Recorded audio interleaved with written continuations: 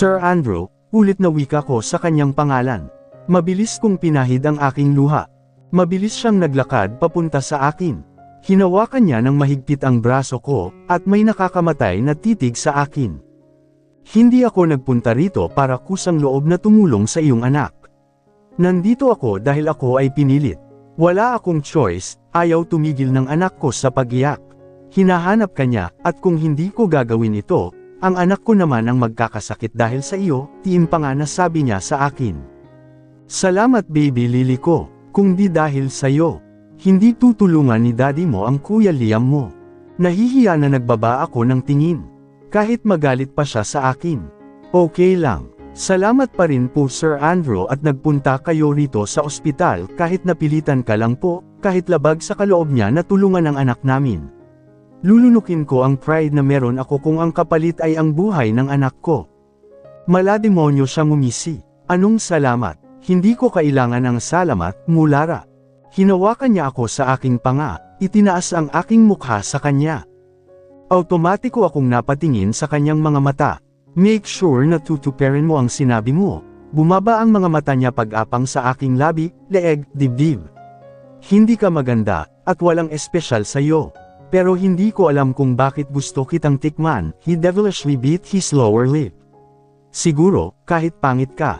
Babae ka pa rin, kaya nakakaramdam ako ng init, lost sa iyo bilang lalaki, napangiwi ako ng diinan pa niya ang hawak sa aking panga. Tulad ng sinabi mo, akin ka na simula ngayon. Aangkinin ko ang katawan mo hanggang gusto ko. Hanggang magsawa ako sa iyo. Sa bibig mo nang galing ang bagay na yan. Kaya gusto kong itatak mo sa kokot mo. Dahil yan ang kapalit ng dugo na ay duduktong ko sa buhay ng anak mo. Hindi kita type. Kaya dapat malinaw sa'yo yan. Wala kang pagsasabihan ni isa sa pamilya ko tungkol dito. Remember, ikaw ang lumapit sa akin. Ikaw ang may gusto nito. Kaya huwag kang umasa na porke ikakama kita, magugustuhan na kita. Gusto lang kitang tikman hanggang sa magsawa ako sa'yo. That's it, mahaba niyang litanya sa akin habang ang mga mata ay nakatitig ng mariin sa aking labi. I beat my lower sa kaba na nabuo sa aking dibdib ngunit bigla niya akong sinibasib ng halik.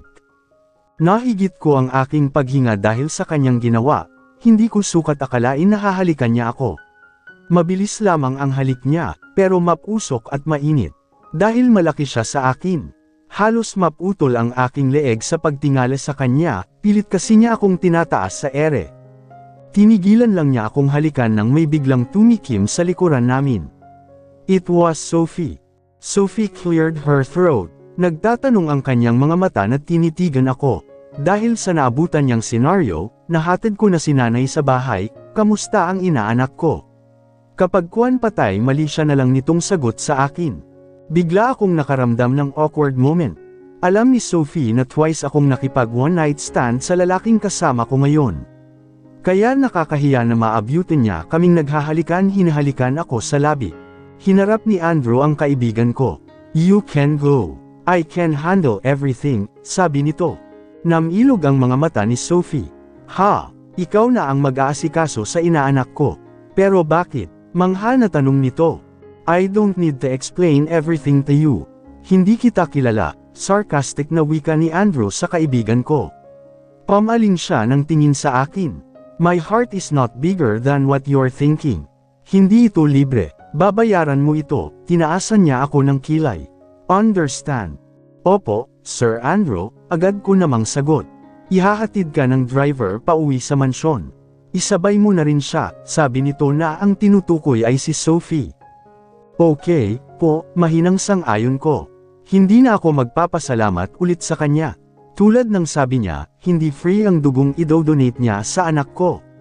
Anak namin. Gusto ko man sabihin sa kanya ang lahat.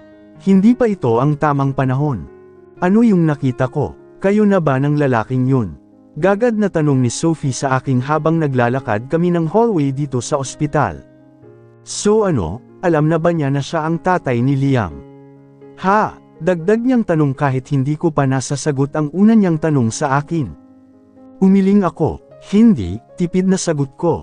Napatigil siya sa paghakbang. Ha! Hysterical niyang usual, nanlaki ang mga mata. Napatigil rin ako sa aking paghakbang. Anong hindi? At para saan ang laplapan yung laplapan niyong dalawa na nakita ko, Aber? Katawan ko ang kapalit ng dugo niya para sa anak ko, Sophie, nakayuko na sagot ko. Permawang ang labi niya, nanlaki rin pati ang butas ng ilong. Animoy umuusok bigla ang kanyang ilong dahil sa aking sinabi. Gaga ka ba, Lara? Bakit mo ginawa yun? Bakit hindi mo sinabi sa kanya na anak niya si Liam, kaya karapatan niya na ibigay ang dugo niya sa bata? Bakit ka pumayag na gawin kanya na isang parausang babae sa kama? Paanong kung mabuntis ka lang ulit? Ano ka ba, Lara? Ang tanga mo naman. Gigil na sermon niya sa akin at halos mapunit na ang kanyang mukha sa inis. Hindi ko alam ang gagawin ko, Sophie, sasabihin ko rin naman sa kanya, pero hindi pa lang ngayon. Siguro pag okay na ang anak namin. Napailing siya sa inis sa akin. Hayes, nakakaloka ka naman, Lara. Ngayon ikaw patuloy ang may utang na loob sa kanya, kahit ang totoo, siya ang dapat na may utang na loob sa iyo dahil sa ilang taon na tinaguyod mo ang anak niyo nang wala siya. Patuloy niyang sermon sa akin. Cut this drama, Lara, please lang. Sabihin mo na sa kanya ang totoo. Para makilala na ni Liam ang tatay niya, at para magampanan na ng lalaking yun ang responsibilidad niya sa mga anak niya sa'yo, ayaw pa rin niya paawat sa paninermon sa akin. May mga mangilan na nga na dumadaan na pinagtitinginan kaming dalawa. Sasabihin ko rin naman sa kanya ang totoo, humahanap lang ako ng timing, Sophie. Sagot ko sa mahaba niyang sermon sa akin. Agad akong napatingin sa sling bag na nakasukbit sa aking balikat nang maramdaman kong nag-vibrate ang phone ko. Kinuha ko ito kaagad para alamin kung sino ang nag-text sa akin. My heart skipped a beat nang mapagsino ko kung kanino galing ang text messages. Unregistered namin. It was him. Andrew, the driver is waiting, kanina pa kayo umalis dito. Hindi nyo pa rin ba nararating ang parking area? Hurry, hindi ka presesa para magpahintay ng matagal sa driver ko. Kapag hindi kagad nakabalik dito sa Apostol ang driver ko, kasalanan mo yan dahil ang kupad mong kumilos. Bilasan mong maglakad na pangit ka. Huwag kang paimportante, hindi ka maganda. Napalunok na lamang ako kasabay ng paninikip ng aking dibdib dahil sa masasakit na text niya sa akin. Hindi na ako nag-reply pa. Mabilis kong isinilid sa loob ng sling bag ko ang cellphone ko sa takot na mabasa ng kaibigan ko. Tara na, nagmamadali na daw yung driver dahil may pupuntahan pa. Gagad na pagsisinungaling ko sa aking kaibigan. Nang nakaupo na kami sa loob ng kotse ni Andrew, muling nag-vibrate ang aking phone. Mabigat ang aking mga kamay na binuksan ko ang zipper ng sling bag ko upang basahin ang text message. Tulad ng laman ng isipan ko. Mula sa kanya ang text na na-receive ko. Ililipat ko ng ospital ang anak mo. Sa mas maayos, yung kaya siyang bigyan ng sapat na atensyon ng mga doktor. Sa private hospital, mas mapapadali ang paggaling ng bata. Hindi ito free, utang ito.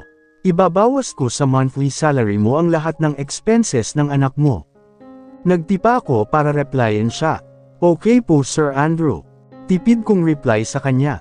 Kahit walang matira sa sahod ko, basta gumaling ang anak ko. Muling nag-vibrate ang phone ko. Ihanda mo ang sarili mo. Dahil lahat ng pagpapakapagod ko na ito sa anak mo, papawiin mo. Bumilis ang tibok ng aking dibdib nang mabasa ko ang text niya na may bahid ng pagbabante sa akin. Nang inag ang aking mga kamay. Do I have to reply to him? Ano naman ang isasagot ko sa kanya? Ikaniling ko ang aking ulo at tumingin sa harapan.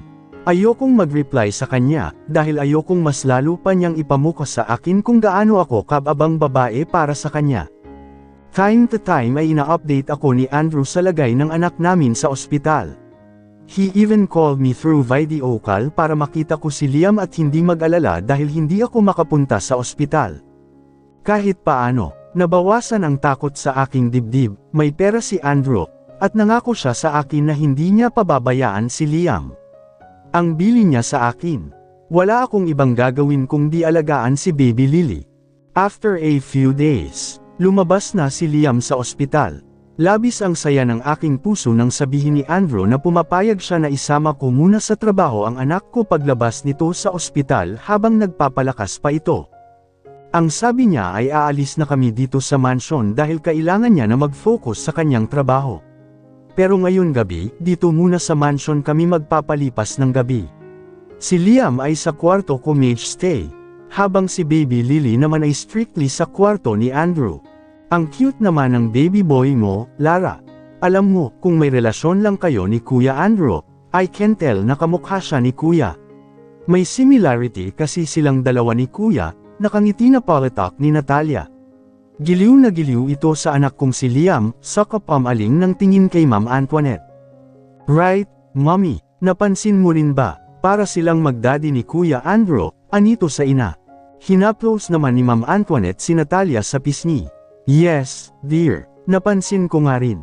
Hindi kaya ang anak kong si Andrew ang daddy nitong ni Liam? Ngiti na saad naman sa akin ni Ma'am Antoinette. Napaubo ako, at natameme na ako, sabihin ko na ba sa kanila.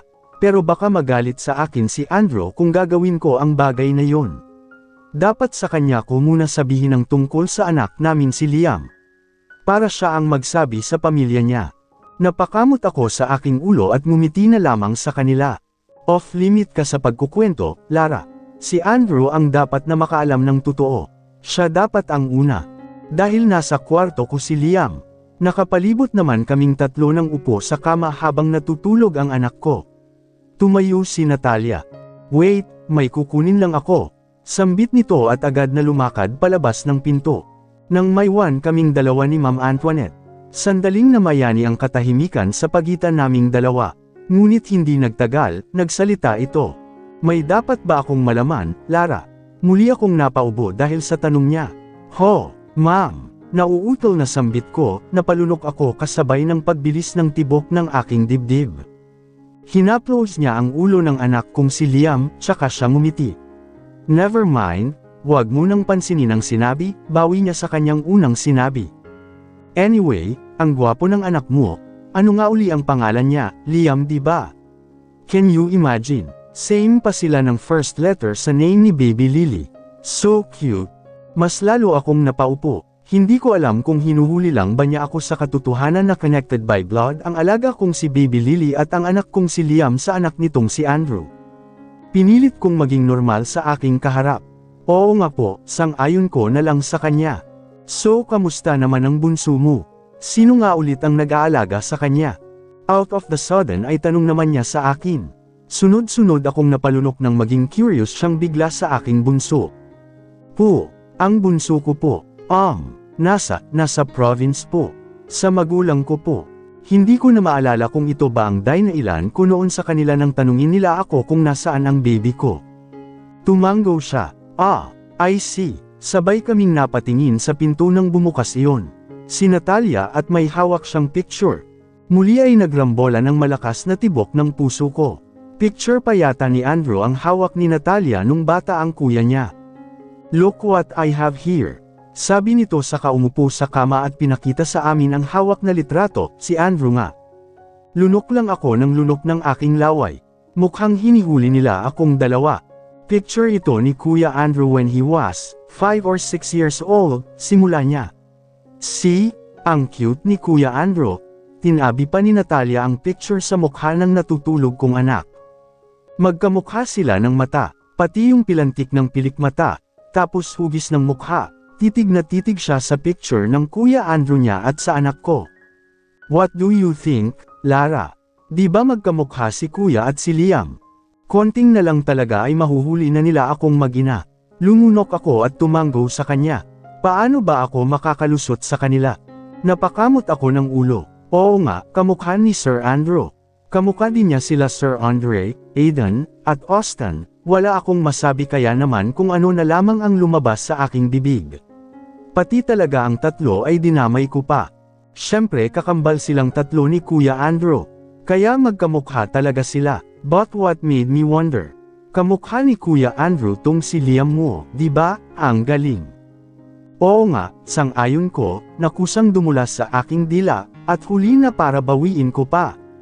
Mabuti na lang at naisipan kong akuan ang pagtutupi ng mga damit ni Baby Lily. Nakakuha ako ng dahilan para takasan ang pag-iintriga nilang dalawa sa akin. Dalhin ko lang po itong tinupi ko sa kwarto ni Sir Andrew, yakap ang tinupi kong damit na tumayo ako para lumabas ng kwarto ko. Sandali lang po, Ma'am Antoinette, Natalia. sabi ko pa sa kanilang dalawa at mabilis akong lumakad papunta sa pinto sa takot na kulitin nila akong muli. Nang nasa harap na ako ng pinto ni Andrew ay kumatok ng 2 beses at pagkatapos ay pinahihit ko pabukas ang seradure ng pinto. Wala akong inabutan na Andrew sa loob. Ngunit narinig ko naman ang lagaslas ng tubig mula sa banyo. Nagsha-shower siya. Maingat akong lumakad papunta sa closet ni Baby Lily na ngayon ay tulog na tulog sa kanyang crib. Mabilis kong inayos ang tinupi kong damit sa closet upang makaalis na akong kaagad bago lumabas ng banyo si Andrew. Nahigit ko ang aking paghinga ng saktong ilagay ko ang last na lampi na hawak ko sa closet ni Baby Lily ay siya namang bukas ng pinto ng banyo. Napalunok ako nang mabilis na nanuot sa ilong ko ang amoy ng shower gel na gamit niya. Pakiramdam ko ay biglang lumamig sa kinatatayuan ko dahil nang inag ang aking katawan.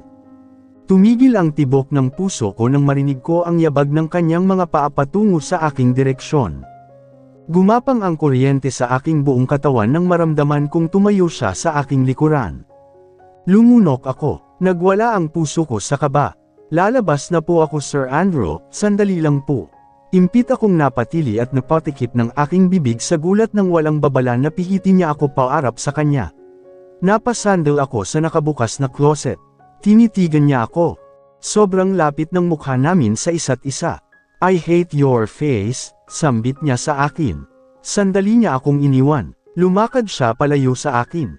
Hindi ko mapigilan ang mapalunok na makita siyang nakatapis ng towel ang ibabang bahagi ng kanyang katawan. Tumutulo pa ang butil ng tubig mula sa kanyang basang buhok at may butil rin ng tubig sa kanyang likuran. Bumalik siya sa akin na may hawak na credit card. Napatingin ako sa kanyang kamay nang itaas niya iyon at ipakita sa akin. Take this, simula niya. Napakurap naman ako. Siguro naman marunong kang gumamit ng credit card, di ba? Taas kilay na tanong niya. Wala sa aking sarili na napatango ako. Oo. Good. Mabuti at marunong kang gumamit. Now, take yourself at the salon. Ipaayos mo ang hair mo, lahat ng parte ng mukha mo, kahit maubos nila ang laman ng card ko, basta wag kang babalik dito nang hindi ka maganda. Napakurap ako. Nahigit ko ang aking paghinga nang ay lapit niya ang mukha sa tapat ng aking tenga. Dahil pagbalik mo, sisimulan na kitang tikman, hanggang sa manowa ako sa katawan mo, bulong niya. Nagitla ako nang hawakan niya ang isang kamay ko at pagkatapos ay nilapag sa aking palad ang credit card. Ubusin mo ang laman ng card na yan, basta dapat maganda ka at kaakit-akit sa mga mata ko. That's my order, Lara. Napakurap ako at napatingin sa credit card sa aking palad. Natameme ako. He gave his credit card. Hindi ako makapaniwala, pero agad din akong nakabawi sa aking pagkabigla nang mag-sink in sa aking isipan ang dahilan niya kung kaya't binigay niya sa akin ang credit card. Gusto niya na maging maganda ako bago niya ako angkinin. Ito na ba ang time para malaman na niya ang totoo? Siguro naman, siya na mismo ang makakaisip na anak niya si Liam na anakan niya ako sa oras na makita niya ang totoong itsura ko. Lumunok ako. Sige, kung yan ang gusto mo, Sir Andrew, halos paos kong tugon sa kanya. Good. Now, umalis ka na sa harapan ko. I hate seeing you with that ugly face of yours. Nasa Syra ang araw ko. Mabilis akong kumilos para sundin ang sinabi niya. Pero hindi ko naman magawa dahil nakaharang pa rin siya sa aking harapan. Sir Andrew, hindi po ako makakalabas dito sa kwarto mo dahil nakaharang ka po sa harapan ko, sambit ko sa kanya. Tila natauhan naman siya sa aking sinabi. Agad niyang tinabi ang sarili para bigyan ako ng daan dito sa closet nilang mag-ama. Salamat po. Pigil ang aking paghinga at walang lingon likod na tumakbo ako palabas ng pinto. Pagbalik ko sa kwarto ko, wala na sina Ma'am Antoinette at Natalia. Ang anak ko naman ay tulog na tulog pa rin. Naupo ako sa kama. Napatitig ako sa credit card sa aking palad. Gusto kong magkaroon ng maayos at marangyang buhay ang mga anak natin, Andrew. Kahit hindi mo ako mahalin, hindi rin naman ako umaasa na magugustuhan mo ako dahil alam ko, mulat sa Paul ay ayaw mo sa tulad ko. Dahil alam ko na para sa'yo, isa lang akong bearang babae na pera lang mo lang ang habol. Minsan ko lang pinababaw ang sarili ko. I was devastated, and that was the first time I did lost myself and get wild to the point na ako pa talaga ang nagyaya makipag one night stand sa isang stranger sa iyo. But that wasn't the real me. I wasn't that woman you were thinking. First encounter, first one-night stand flashback. Siguraduhin mo lang na magiging memorable ang first time ko ha. Gusto kong maging wild, as in yung wild tulad ng ginagawa nila. Hiling na sambit ko sa lalaking kasama ko ngayon, nag-check-in kami sa hotel pag-alis namin ng bar. I hate my eyes, caught my best friend and my boyfriend while doing that thing. At dahil sa lakas ng anggulan nila, they didn't notice my arrival. Like what I've said, I'll make your first time was your favorite of all time every time you go out for making out. Ngisi na sabi nito sa akin habang ang mga kamay ay nagsisimula ng maglakbay sa aking katawan. Hinaplos niya ang aking hita. Oh, bakit parang natatakot ka yata? Sabi niya nang mapasinghap ako nang maramdaman ko ang init ng kanyang palad sa aking harapan. Gumanti ako ng ngisi sa kanya. Hindi ako natatakot, nagulat lang ako. Siyempre, first time ko nga diba? Tsaka, wala pang lalaki na humawak ng katawan ko, most especially that sensitive part of mine. Don't worry, you will get used to it. Napasinghap ako nang ailapit niya ang kanyang labi sa ibabaw ng aking labi. He caressed the lips using his thumb finger. You will get used to it, cause I'm good at it. I will make you crazy, sambit niya sa aking harapan. Pinisil ang aking labi at pinatakan ng matunog na halik. So soft, so sweet, I could kiss you the whole night without getting me bored. Claiming this, nilero niya ang aking ibabang labi. Marahan niyang kinagat-kagat ito at pagkatapos ay hahalikan na naman niyang muli. You'll never get bored with me. Never. Binitawan niya ako. Let's drink. I think kulang ka ng pampaganya. May tinawagan siya sa landline. Hindi naman nagtagal ay bumukas ang pinto at may inabot ang room boy sa kanya a bottle of wine. This is good for you babe. Napakurap na lang ako habang nakatitig ako sa kanya, nagsasalin ng wine sa wine glass. Here, drink this. Nagsalin din siya ng wine sa kanyang wine glass. He tossed his wine glass to mine. Cheers for your first time. Cheers for my first time. Sambit ko naman at tinaas ko ang hawak kong wine glass sa ere matapos kong makipag-toast sa baso niya. Inisang lagok ko ang wine. Hindi pa rin masarap sa aking panlasa na kailang salin siya sa aking baso. Pangtatlo ko na ito. Siya naman ay napapansin kong hindi naman umiinom ng marami. It seems ako lang nang ako ang pinaiinom niya, gusto lang niya akong malasing palalo. I think you're in good condition now. Binitawan nito ang hawak na wine glass at kinuha rin ang hawak ko. Get wild, babe. You and I, tayo lang ang narito. Gawin mo ang gusto mong gawin. Give yourself to me. Huwag kang mahiya sa akin. Sabi mo kanina, you hate that Carlo. Now, all your anger towards him, turn it into lust, fuel yourself into heat. With that, we can do this better. Pakiramdam ko ay para akong na-hypnotize sa mga salita na sinabi niya. Pag naaalala ko si Carlo, napupuno ako ng galit at sakit. Lara, ang mga kapatid mo, ikaw ang inaasahan nila. Ikaw ang ubos ng lupang sakahan ng tatay mo, huwag ka munang tutulad sa mga kabataan na mapupusok. Mabubuntis ka, maghihirap ka tulad ko. Napadilat akong bigla nang pumasok sa aking isipan ang tinig ng aking nanay. Gusto ko na sanang patigilan ang lalaking abala ngayon sa aking katawan, pinapaliguan ako ng halik sa bawat parte ng aking katawan. Napalunok ako nang marealis ko na wala na pala akong suot na damit ni Za sa aking katawan. I need to stop him. This is wrong. Kapag naaalala ko ang mahigpit na bilin at pangaral sa akin ng aking ina, bumabalik ako sa aking katinuan. Hanggang sa wala na akong nagawa kundi ibigay ang sarili ko sa isang estranghero. And the consequences of my wildest action would make me pregnant. I shouldn't have done this. I was wrong. End of flashback. Bakit mo ako binigyan ng credit card? Para saan? Para pag dumating yung araw na kasawan mo na ang katawan ko, ayaw mo na ulit akong makita. I uttered. Hindi ko makakalimutan ang gabi na iyon. I was naive that time. Tulad ng sinabi niya, kunin ko ang lahat ng pera niya sa kanyang wallet. I got his money hindi dahil nasilaw ako sa malaking halaga na laman ng kanyang wallet. Kinuha ko yun dahil natakot ako paano kung mabuntis ako. Hindi naman ako mangmang sa katotohanan na malaki ang posibilidad na mabuntis ako after ng ginawa namin. At kung saan ko man ginamit ang pera, naging useful naman iyon. Iniwan ko sa aking mga magulang ang 20,000 nang palayasin at itakwil nila ako. Alam kong kulang pa ang 20,000 na iyon sa lahat ng sakripisyo nila sa akin at mapag-aral lang ako, sa aming magkakapatid.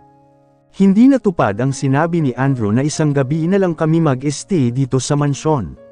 He left for a business trip to Palawan. Ilang araw na rin simula nang umalis siya ay hindi pa rin siya bumabalik. It's been almost a week. Hindi niya ako time-text or tinatawagan. Anyway, bakit nga ba ako nag-a-assume na magkakaroon siya ng oras para tawagan or i-text ako? For what? Wala naman diba? Huwag kang ang ano riyan Lara. Hindi porke madalas kanyang i-text at tawagan nung nasa ospital ang anak mo, ay magiging ganon na siya sa'yo ngayon. Stop dreaming girl. Hoy! Malalim akong bumantong hininga. Pasado alauna na ng umaga pero hindi pa rin ako makatulog. Magkatabing niending na natutulog na ang aking dalawang anak sa kama dito sa aking kwarto. Napahawak ako sa aking labi at napapikit. He kissed me before he left, saying na dapat maganda na ako pagbalik niya. At alam ko na ang dahilan kung bakit. Dahil gagamitin na niya ang katawan ko. Nakaramdam ako ng awa at inis. Awa, dahil pakiramdam ko, nanlilimos ng pagmamahal ang anak naming si Liam sa kanyang ama. Inis, dahil hanggang ngayon ay hindi ako makahanap ng tamang timing para ipagtapat ko na sa kanya ang lahat. Sa tuwing mag-a-attempt akong sabihin sa kanya, umuurong ang dila ko. Mabigat ang aking pakiramdam na naghikab ako. Inayos ko ang aking sarili. Nilapag ko ang phone ko sa ibabaw ng side table. Huwag ka nang umasa na makaka-receive ka ng call and text mula sa kanya. Inayos ko ang aking mga anak. Sa gitna ako natulog ng magkapatid. Medyo malikot kasi matulog si Liam. Baka maipit niya ang bunso ko. Muli akong naghikab at pinaikit ko ang aking mga mata. Matulog ka na Lara. Makalipas ang ilang sandali, narinig kong nag-vibrate ang phone ko. Hindi ko ma-explain kung bakit bigla akong naging excited na alamin kung kanino galing ang text message na na-receive ko. But at the back of my mind, saying na sana, it was him. My heart skipped a beat. Ganun ako naging kasaya nang makita kong galing nga sa kanya ang text. Dali-dali kong in-open ang message at binasa iyon. My business trip has extended, few more days pa bago ako makabalik dyan sa mansion. Alagaan mong mabuti ang baby Lily ko. Napatingin ako sa aking anak na si Liam after kung mabasa ang text niya. Don't worry Liam, next time, hindi na lang ang kapatid mo ang aalalahanan at kakamustahin ng daddy mo. Ipagtatapat ko na sa kanya ang totoo, para naman maranasan na rin ni Liam ang kalinga at pagmamahal ng ama tulad ng meron ang bunsong kapatid niya. Binalik ko ang phone ko sa ibabaw ng side table. Hindi na ako nag-reply pa sa kanya. Niyakap at pinatakan ko ng halik ang aking mga anak. Good night sa inyo mga babies ko, masaya ako dahil finally, katabi at kayakap ko na kayo sa pagtulog. May ngiti sa aking labi na pinaikit ko ang aking mga mata upang ipagpatuloy ang aking pagtulog. Natalia's point of view. What? Is this real? Gulat na sambit ko nang makita ko ang litrato na sinend ng aking best friend. So, hindi pala business trip ang pinunta ni Kuya sa Palawan. He was with that woman, Amanda Parker. Ang babae na paid mure kuno, pero nababalot naman ng landi sa katawan. As if naman hindi ko alam na kung kani-kanino lang siyang artista pumapatol basta nakatrabaho, love team niya sa isang drama ang leading man niya, she has willingly had a night with them. That's why I hate Kuya Andrew for still loving her. My blood boils. Actually it was accidentally na mapicture ng best friend ko si Kuya with that be Amanda Parker. Ang asawa ko ang pinababantayan ko sa aking kaibigan, but it turned out na ang kuya ko pala ang makikita niya roon. My husband and I had been married for almost 6 years. Pero sa loob ng 6 years na lumipas, I don't love him. We don't love each other kaya naman hindi naging happy ang outcome ng pamilya namin. Pero may isa kaming anak. The reason kung bakit pinapasubaybayan ko ang aking asawa sa aking kaibigan. Ewan ko sa aking sarili. Isang bagay lang kasi ang alam kong dahilan. He was a womanizer. I hate him. I wish na sana pirmahan na niya ang annulment paper namin para naman malaya na ako sa kanya. My attention went back on the screen of my phone. I hate Kuya Andrew spending days and time with that girl. Ngumisi ako. Binura ko rin ang picture na Senador N ng aking kaibigan. Hindi bali, ako ang bahala sa iyo Lara. I dialed my mom's number. Hindi naman nagtagal ay sinagot niya ang tawag ko. Yes sweetheart, gabi na bakit gising ka pa malambing na tinig ni mom mula sa kanilang linya. Busy ka ba bukas mom? May lakad kasi kami ni Lara, gusto ko siyang dalhin sa salon ng friend ko, papa-makeover ko siya. Hindi naman ako busy bukas. Anak maganda yan na isip mo. Tama yan, sige dalhin mo si Lara sa salon ng kaibigan mo. Okay mom, good night. Love you Natalia. Kiss mo ako sa aking apo, okay? I will mom, night. Nakangiti kong binaba ang phone na hawak ko. I'm with your side Lara. Ang friend ko ang bahala sa iyo. Makeover kanya to the point na mapapa-second look sa iyo ang brother ko. Laris POV. Saan mo ba ako dadalhin Natalia? Tanong ko sa aking kasama. Sakay kami ngayon ng kotse nito at hindi ko alam kung saan lugar kami pupunta. Basta dumating lang siya sa mansion at pinagpaalam ako sa mami niya na isasama ako. Basta, malalaman mo rin mamaya, sagot nito sa akin at sinamahan pa ng isang pilyang ngiti. Sa lugar kung saan gagawin kanilang Diyosa, makahulugan na sambit pa niya. Napakunot ako ng noo. Sa lugar kung saan gagawin akong Diyosa, I sighed. Tumingin ako sa labas ng bintana, nakita kong papunta ka kami sa mall. Baka may gusto siyang bilhin. Sandali lang tayo Natalia, kasi baka hanapin ako ni Liam. Kahit isang linggo na mahigit si Liam sa mansion, syempre hindi pa rin sanay ang anak ko na makasama sila. Ang pamilya ng daddy nila. Don't worry, uuwi sa bahay ang tatlo kong kuya. Sila ang bahala kay Liam, narinig kong sabi niya. Gulat naman akong napatingin sa kanya. Uuwi sila Andre sa mansion. Oo, tinawagan ko sila na umuwi sila sa mansion para bantayan ang anak mo. Namilog ang mga mata ko, ano? Para bantayan lang ang anak ko. Pero bakit? Saan ba tayo pupunta? Natalia, di ba sabi ko naman sa iyo bawal akong magtagal? Baka mamaya tumawag ang Kuya Andrew mo at hanapin ako. Lisipin na naman niya na hindi ko ginagampanan ng mabuti ang trabaho ko, mahabang katwiran ko. Isa pa, nakakahiya sa tatlo na pagbantayan sa anak ko. Natalia chuckled. Ako ang bahala sa iyo, huwag kang mag-alala. Hindi magagalit si Kuya, he winked. Napanguso ako, pero, ako ang bahala. Hindi ka pagagalitan ni Kuya. Oh, nandito na pala tayo sa mall. Nakangiti niya na inalis ang seatbelt ng iParada ng driver niya ang kotse.